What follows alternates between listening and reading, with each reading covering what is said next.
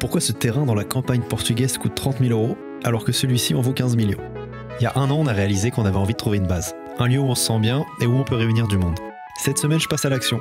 Ça fait des mois que j'épluche les annonces dans l'espoir de trouver la perle rare. Je suis arrivé au Portugal et j'ai acheté ça. Pour être complètement dans le cliché. Ne pas confondre avec un flan. Cette semaine, je suis tout seul. Camille a eu un petit souci, elle s'est cassée une vertèbre. Mais là, pour les prochains jours, j'ai un objectif bien précis. Mon objectif cette semaine, il est clair. Je suis en route pour le sud du Portugal. Je vais visiter le plus de terrain possible. Je vais voir le moins cher, je vais voir le plus cher, juste pour essayer de mieux comprendre l'immobilier ici dans cette région du Portugal.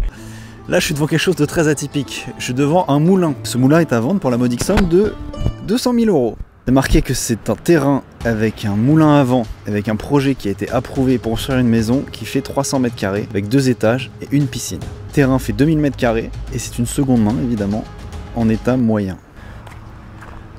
Bon, apparemment, si on achète ce moulin, on a aussi le droit à un phare. Ça ressemble vachement à un phare, non? Qu'est-ce que c'est que ça? Je m'y risque ou pas? Je vois pas trop l'intérêt de ce bâtiment. En tout cas, il y a une belle vue. Ici, on essaie de rentrer dans ce moulin. Je trouve pas l'entrée du moulin. Par contre, ce qui est intéressant, c'est que le voisin a un moulin aussi qui est rénové, avec une maison autour. J'ai l'impression qu'il y a même une piscine.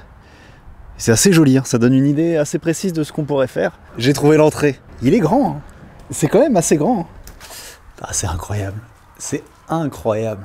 Je sais pas si j'arrive à me projeter, mais j'aime beaucoup l'idée de redonner vie à un lieu historique, à un lieu qui a déjà eu de la vie, un lieu du patrimoine portugais. Les escaliers, c'est excellent. Il y a un étage, je sais pas si le mur tient.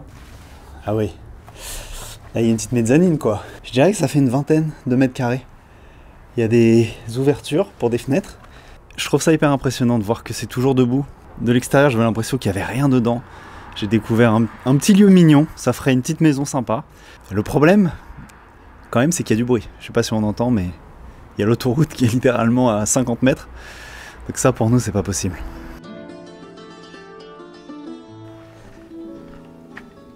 Je crois bien qu'on est arrivé. Je viens d'arriver dans le village de Cerro. On est dans le sud du Portugal, on est en Algarve, on est à 30 minutes de la mer. Et on va visiter le terrain le moins cher de la région. Je crois que la ruine, elle est juste en bas de ce petit chemin ici. S'il y a une fontaine ici, c'est qu'il doit y avoir de l'eau sûrement un peu plus bas. Si ça se trouve, il y a une source quelque part.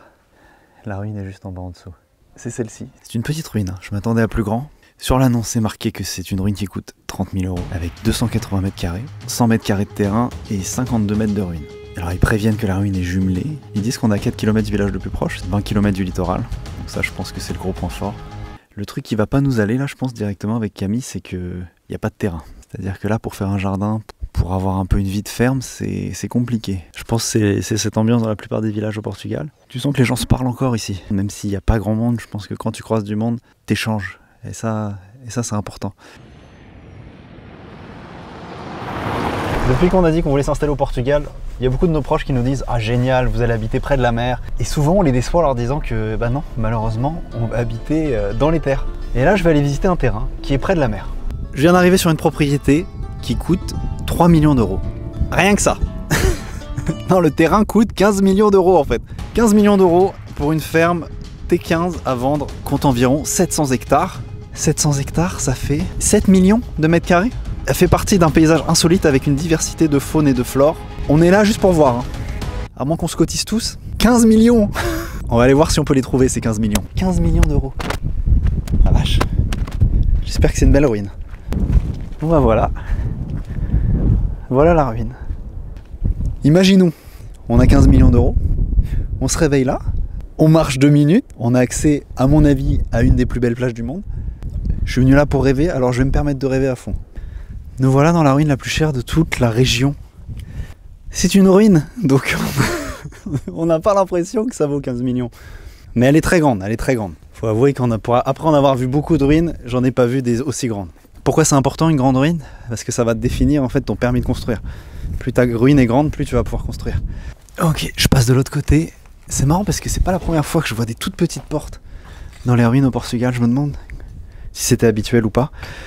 L'autre partie de la ruine fait exactement la même taille, il y a encore un petit peu de toit. Et c'est super grand. Imagine, tu te réveilles le matin, tu regardes par la fenêtre ici. Il y a des vagues!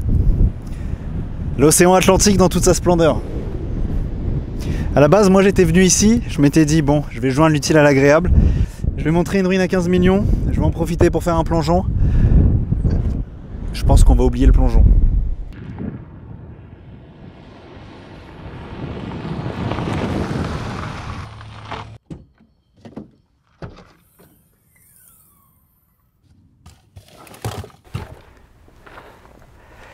Est-ce que vous trouvez que les images de cette vidéo sont de bonne qualité et bien filmées?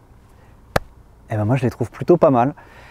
Cette vidéo est tournée avec le Sony ZV-E1. Sony, c'est un sponsor. C'est assez fou de se dire ça. Clin d'œil à Iliès de 2017. J'aurais jamais cru qu'un jour on se fasse sponsoriser par Sony. Et aujourd'hui on filme toutes nos vidéos avec du matériel Sony. Et ils ont sorti un nouveau modèle, le ZV-E1. C'est un modèle que j'ai essayé pour la première fois pour ce tournage. J'aime beaucoup. J'aime beaucoup pourquoi? Parce qu'il est léger. Et on cherche toujours plus de légèreté.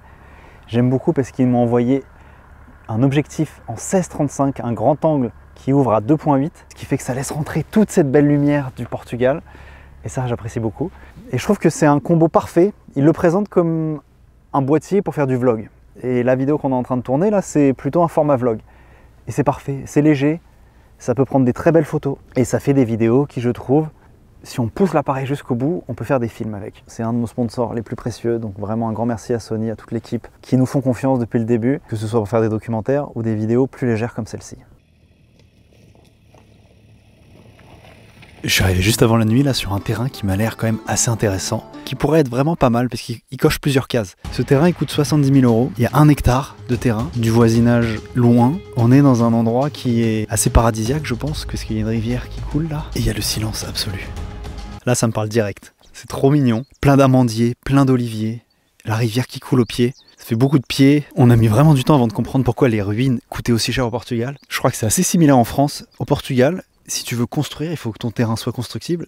Et quand tu es dans des zones à la campagne comme ça et que tu veux pas habiter dans un lotissement, et bah sans ruine, et ça suffit pas d'avoir une ruine, c'est plus compliqué que ça, mais déjà avoir une ruine, c'est le départ pour potentiellement avoir le droit de construire sur son terrain. Je vais faire des vidéos et je vais envoyer tout ça à Camille parce que là je pense qu'on tient peut-être quelque chose. La maison que je te montrais de l'autre côté. Ces plages-là, c'est en partie pourquoi ça coûte aussi cher d'acheter un tas de pierres ici. On l'a vu dans cette vidéo, il y a des prix qui sont surprenants. Je vais essayer de vous expliquer rapidement pourquoi. La vie a été complètement chamboulée ici. L'arrivée des congés payés ont fait que les gens, après le travail, on a voulu aller prendre des vacances. On a voulu se mettre sur une petite serviette, sur la plage, profiter du soleil. Où est-ce qu'il y a du soleil? C'est pas chez nous en Normandie, c'est en Espagne, c'est au Portugal. Alors des zones qui étaient des petits villages de pêcheurs se sont transformées en stations balnéaires. Ça a boosté l'économie du pays. On ne connaît pas un Portugais de cette région qui ne travaille pas dans l'industrie du tourisme. Mais ce qui me plaît, c'est que malgré ça, tu conduis 5 minutes dans les terres, t'as même pas besoin d'aller 5 minutes. T'as des fermes partout. La vie agricole a été préservée, les traditions ont été préservées, et c'est ça qui nous a fait tomber amoureux. Nous, on est des amoureux de la Méditerranée. On pourrait potentiellement s'installer partout en Méditerranée, mais ce qui nous a fait tomber amoureux du Portugal, c'est les gens, les Portugais. C'est leur culture, c'est leur nourriture, c'est leur langue. Le soleil, ça fait pas tout. Les plages paradisiaques, ça ne fait pas tout. Mais ça participe quand même, je pense, au début du bonheur.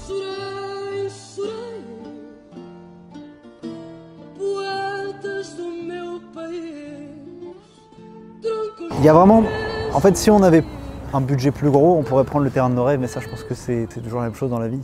Avec de l'argent, tu peux faire plein de choses. Donc moi, à la fin de cette semaine, je trouve qu'il y a un terrain qui est hyper intéressant. Il faut que j'en parle avec Camille. D'ailleurs, Camille, est-ce qu'on ne l'appellerait pas un petit peu pour prendre de ses nouvelles? Coucou Bibi, ouais sympa ce petit bruit de mouette. Je suis en train de filmer la conclusion, est-ce que tu veux dire coucou? Bah oui, un petit coucou à tout le monde. Je suis désolée de ne pas être là cette semaine, je suis immobilisée encore, donc je prends mon mal en patience. Et j'espère que je pourrai très très vite reprendre le voyage.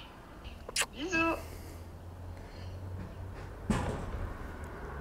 Pas toujours simple d'être séparés. Le projet Camp de Base, cette grande aventure Camp de Base, elle va nous apprendre plein de trucs, c'est certain. C'est la première fois qu'on s'installe, qu'on achète un bien immobilier, première fois qu'on pose nos valises quelque part, donc c'est des apprentissages. Et là, cette semaine, encore une fois, j'ai appris plein de trucs et j'ai hâte de pouvoir continuer avec Camille.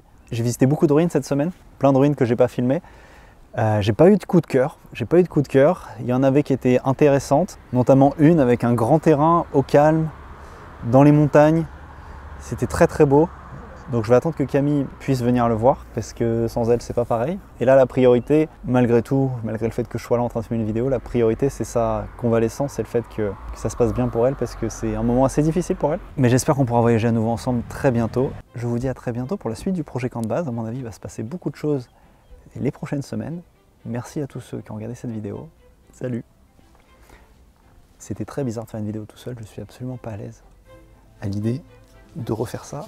J'espère que Camille va se remettre très vite.